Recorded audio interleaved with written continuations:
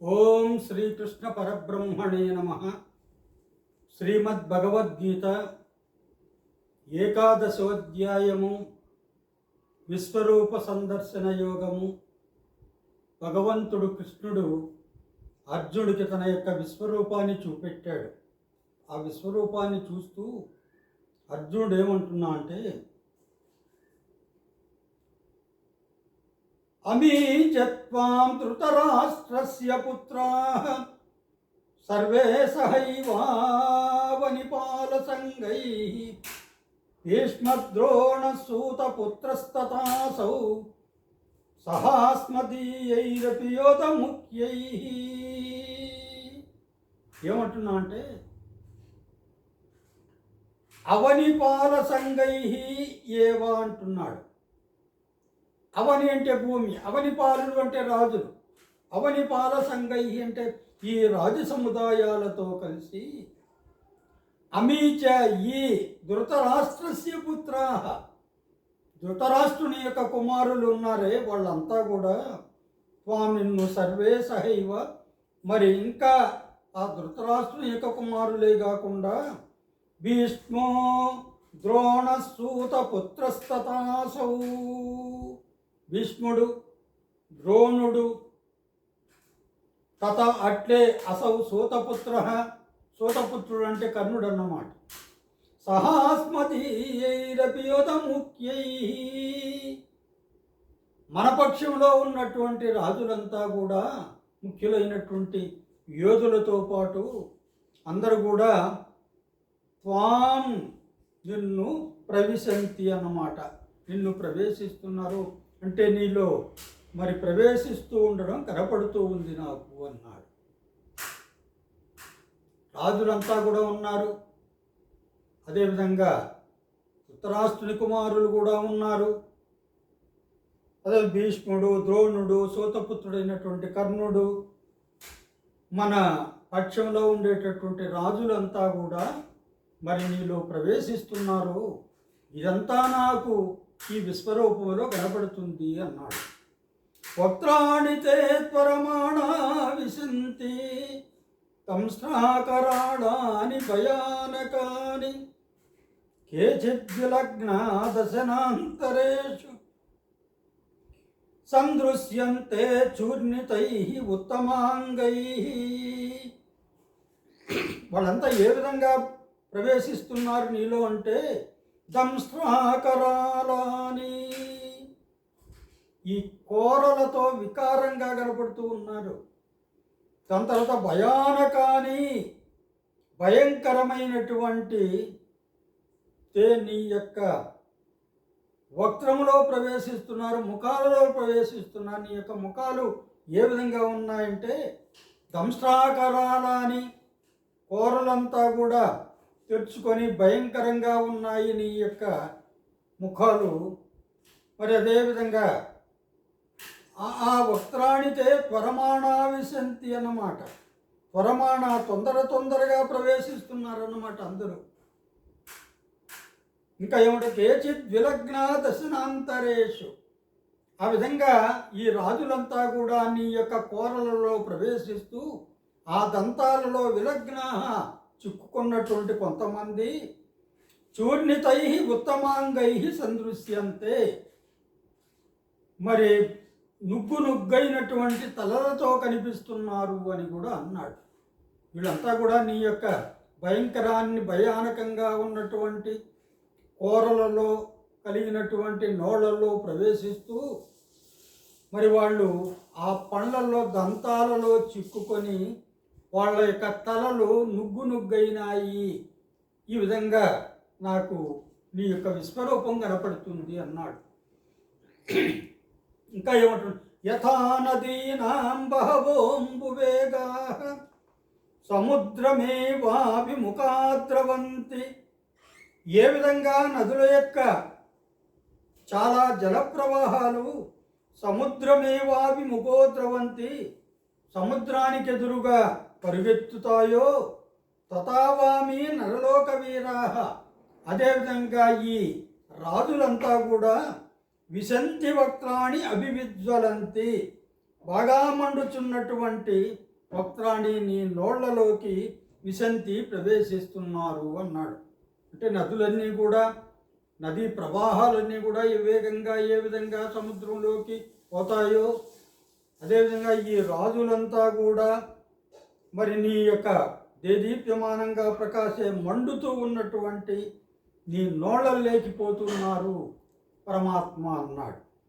యథా ప్రదీప్తం జ్వలనం పతంగా విశంతి నాశాయ సమృద్ధ వేగా. యథా ప్రదీప్తం జ్వలనం, బాగా మండుచున్నటువంటి మంటలోకి పతంగా మిడుతలు సమృద్ధ వేగా నాశాయ విశంతి, మిక్కిలి వేగం గలవై తమకు తాను నశించడానికి వెళతాయో. బాగా మండుతూ ఉన్నాయనుకోండి మంటలు, ఆ మంటల్లోకి మిడుతలు వేగంగా వచ్చి పడుతూ ఉంటాయి. ఎందుకని?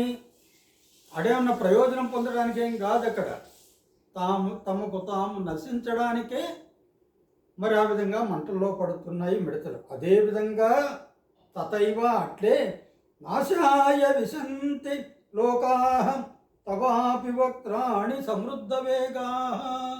అదేవిధంగా ఈ లోకాలన్నీ కూడా ఎంతో వేగం కలిగి తమకు తాము నశింపజేసుకోవడానికే నీ యొక్క ఆ నోళ్లలోకి ప్రవేశిస్తున్నారు అని అన్నాడు. లేలిహ్యసేగ్ర సమాన సమంతాత్ లోకాన్ సమగ్రాన్ వదనై జ్వలద్భి. ఇక్కడ విష్ణు అనేది సంబోధన. వాసస్తవోగ్ర ప్రతపంతి విష్ణు అంటున్నాడు. విష్ణు, ఓ పరమాత్మ ఏమంటున్నాడు? సమగ్రాన్ లోకాన్, ఈ లోకాలలో ఉన్నటువంటి ప్రాణులన్నీ కూడా జ్వలద్భి మండుచున్న వదనై నోళ్లతో సమంతాత్ అన్ని ప్రక్కల నుండి అన్నమాట.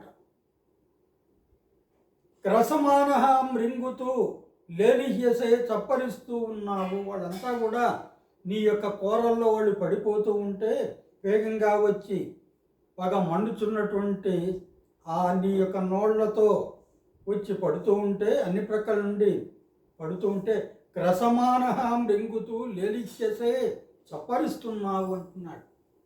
వాళ్ళందరినీ కూడా నువ్వు మింగుతూ చప్పరిస్తున్నావు అన్నాడు అన్నమాట.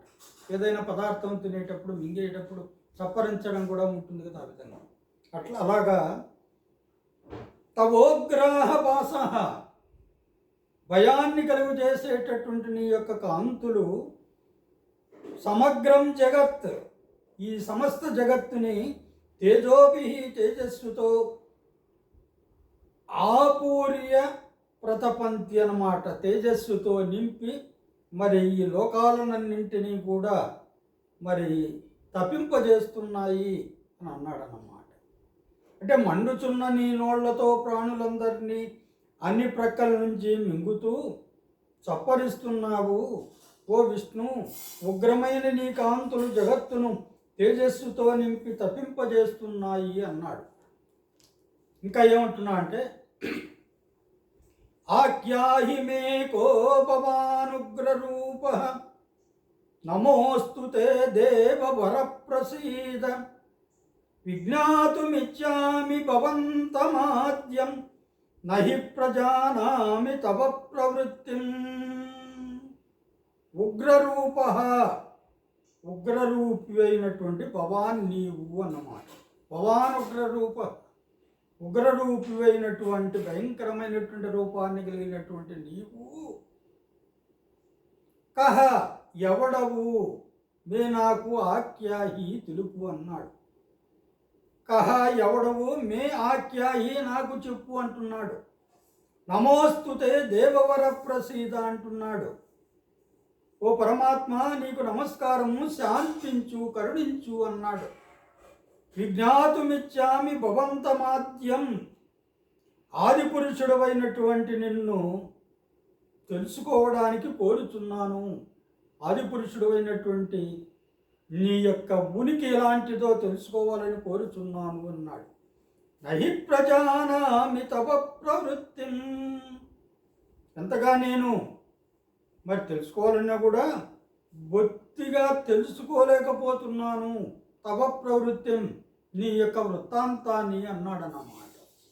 ఆఖ్యాహి మేకో భవానుగ్రరూప, నమోస్తు తే దేవ వరప్రసీద, విజ్ఞాతుమిచ్చామి భవంతమాద్యం, నహి ప్రజానామి తవ ప్రవృత్తిం.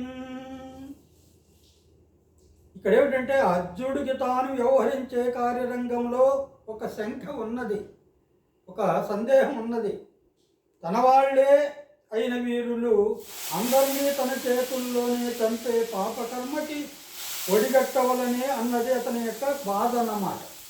యుద్ధం చేస్తే తన వాళ్ళందరినీ కూడా నేను ఆ యుద్ధంలో నా చేతులతోనే చంపేటటువంటి పాపపు కర్మకు ఒడిగట్టవలసి వస్తుంది కదా అన్నాడు. అది అతని యొక్క బాధ.